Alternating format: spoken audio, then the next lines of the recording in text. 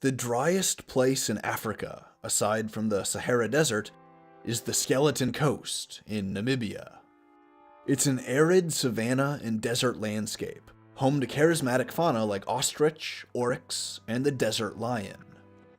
As the name suggests, the desert lion is a species of predatory cat that's adapted to life in the Namibian deserts.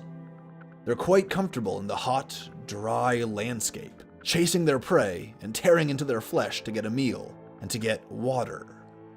Except the lion tigers are finding their prey to be in short supply.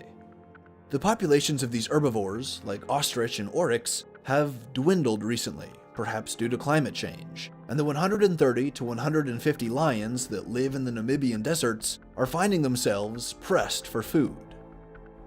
Fortunately, adaptability and flexibility are traits that the desert lions have in spades, and some of the prides have learned to feast on different food sources. It's been observed that these prides turn to the coast, to the intertidal zone, which is rich with coastal birds like cormorants and fat-rich fur seals that are clumsy on the land. These lions have even preyed on a few greater flamingos. These changes in their hunting strategy and their prey preference from desert hunting biomes and desert fauna to coastal hunting biomes and coastal fauna were documented in a study written by nature conservationist Flip Stander and published in the Namibian Journal of Environment.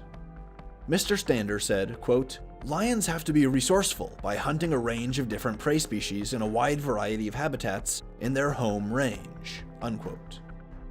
He also suggested that because of their newfound preference for the intertidal hunting grounds, the lions might start preying on shellfish, sea turtles, and crabs. Basically, because the oryx and ostrich populations are shrinking and they've become unreliable as a food source, the lions are adapting to hunt the coastal marine animals. Mr. Stander said, quote, "The marine resources along the intertidal zone of the Skeleton Coast provide an important source of energy and nutrients to lions that they could rely on when their terrestrial food sources are scarce," unquote. To me, this kind of thing is so cool because it's an example of how the carbon tide changes and adapts to better fit into its environment. It's a permutation of the behavior and the diet of the chemical superstructures that we call desert lions, and I just find that so fascinating.